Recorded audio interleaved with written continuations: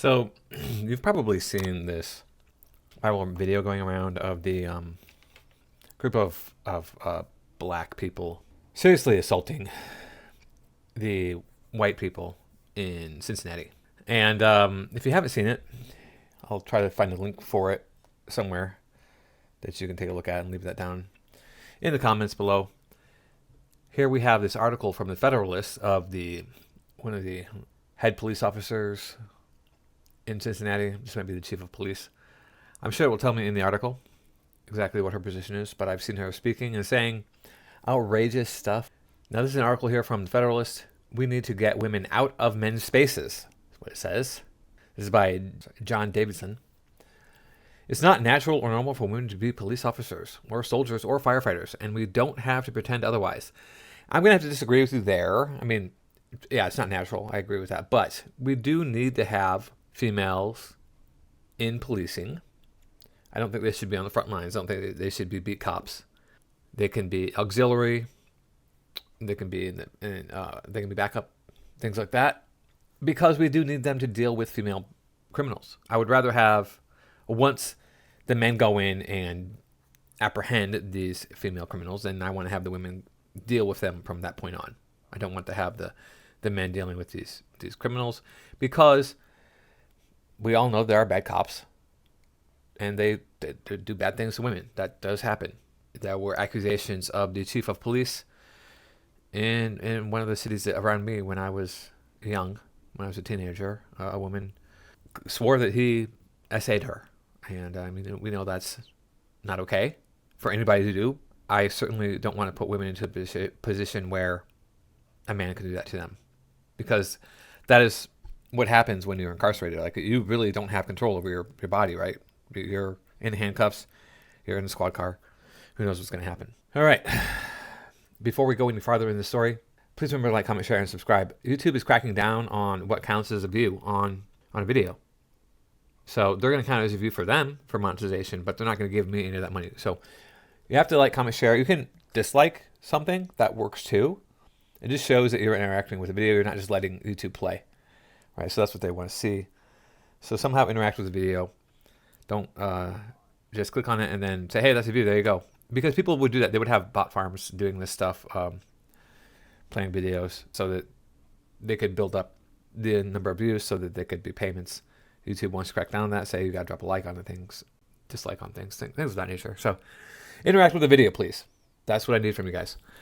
I don't make very much money off of these videos. In fact, I've spent more learning how to be a YouTuber, a successful YouTuber, which has clearly failed, than I have made off of any of the videos that I've posted on YouTube by far.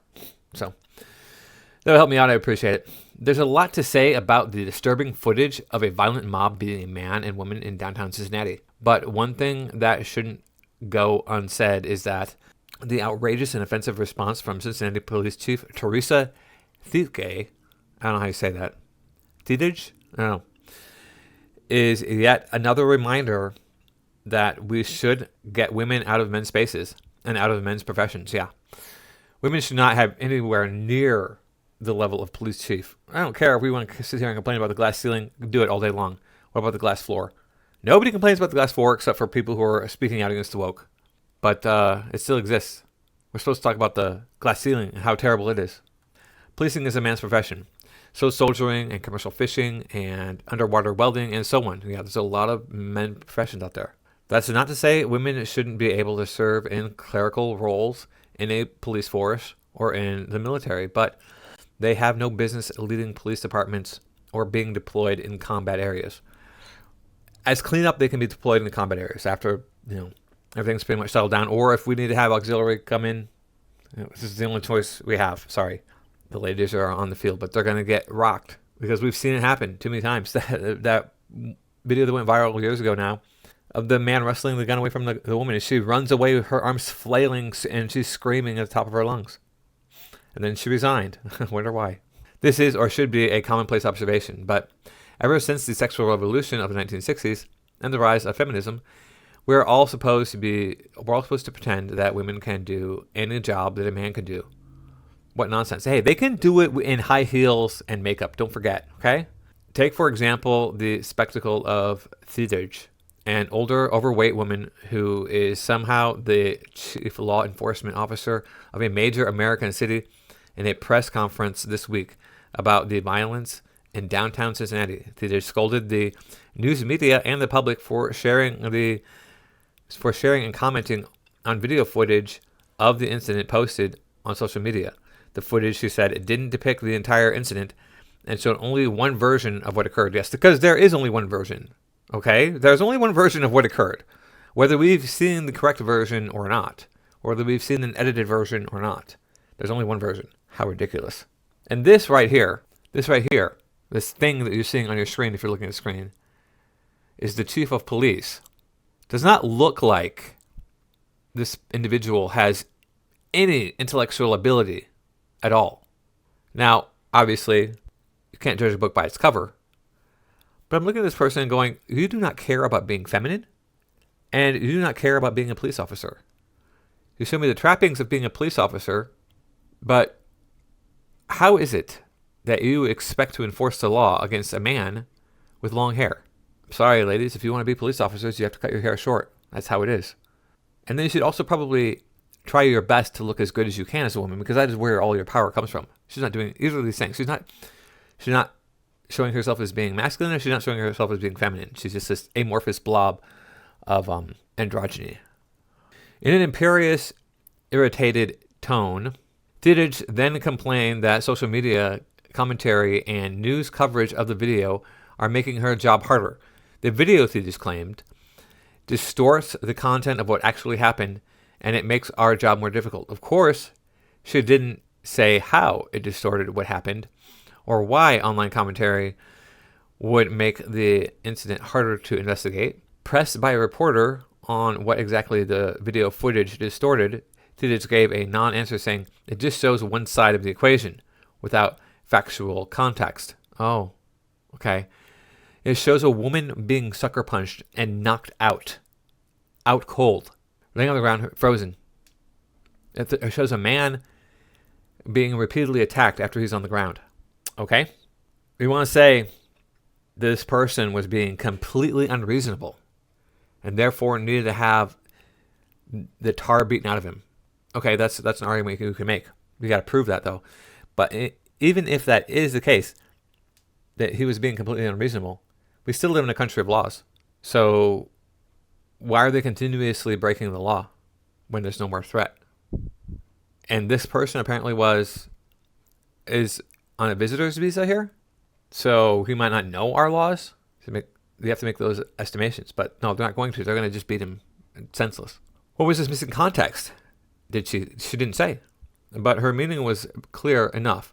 Tidich doesn't want people viewing or commenting on the video because of the racial element to the attack. A mob of black people attacking two white people and knocking the woman out cold. For anyone who has seen the video, no special context is needed to understand what's being depicted. A black mob is attacking a white man. The person filming it is reveling in the attack, and when a white woman steps in to help the man, she gets punched in the face and goes down unconscious. It's disturbing footage that shows mob violence in a downtown that appears to be totally lawless with zero police presence in the area, despite the fact that there was a major music festival underway nearby that night. Yet instead of taking responsibility for her department's failure and condemning the attack against the woman in particular, Tidich is concerned about the perception of the incident on social media, that it might create an impression that runs contrary to social justice and left-wing nostrums about race in America. So she emotionalizes the entire thing, refusing to answer direct questions about what context is missing from the video. Here is the longhouse at work lecturing us about our potential emotional responses to violence rather than dealing with the violence itself, of course.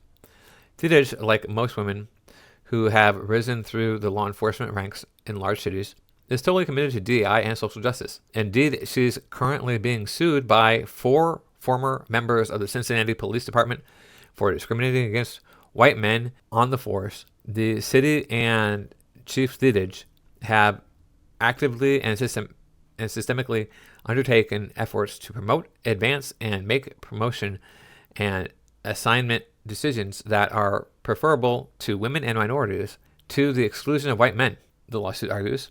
The officers who brought the suit claim they were passed over for preferred assignments and that ever since Thedage became chief in 2022, a race-based quota system has been used to promote women and racial minorities. This should come as no surprise.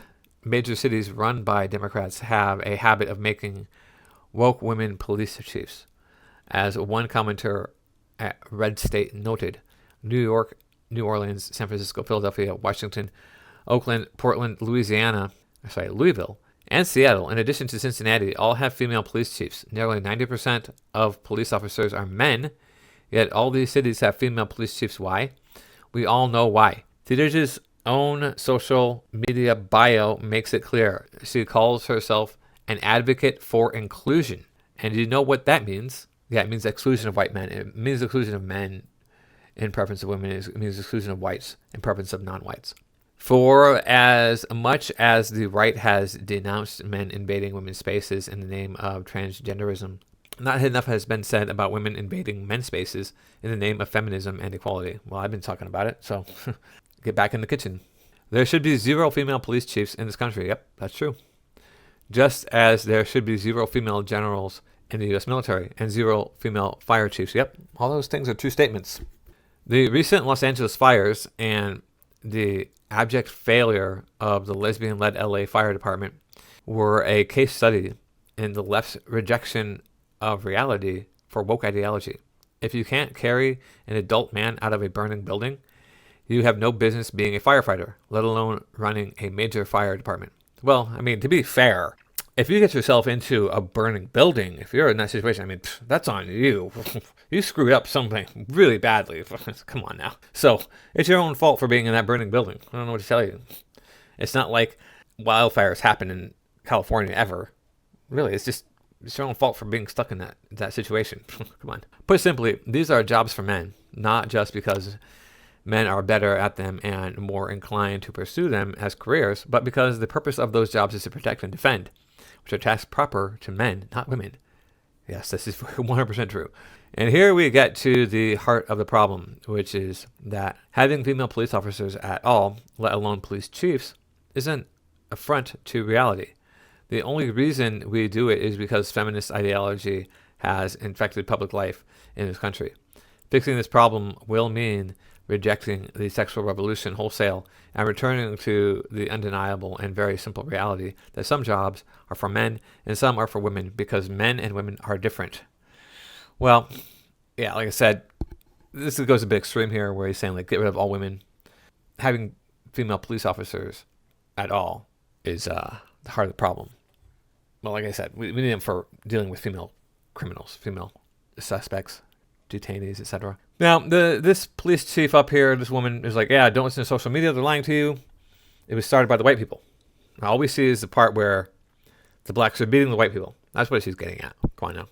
That's the part that's gone really viral, is where we see this guy's on the ground struggling to fight off a mob of black people. The woman gets cold cocked. That's the part that we would see. And people are like, well, I've seen earlier footage where, hey, the white guy started by slapping the black guy. And that is sometimes included in this overall footage here. But apparently, it was actually the black guy who slapped the white guy first. So there's even more footage out there. There's even more space dust on this book, right? The thing is I don't know. I was not there. But I'm going to bet that it was the non-whites who started the altercation because we see the crime statistics. Who's leading the stats in criminal behavior in this country? What racial group? It's not the white people per capita. It's not the white people. Based on that alone, I'm just going to go and say, yeah, the white people were not at fault here. The white people were the victims in this whole thing. Again, I wasn't there, but I'm just going to have to go with that. Thank you all for watching. I do appreciate it. And I will see you in the next video.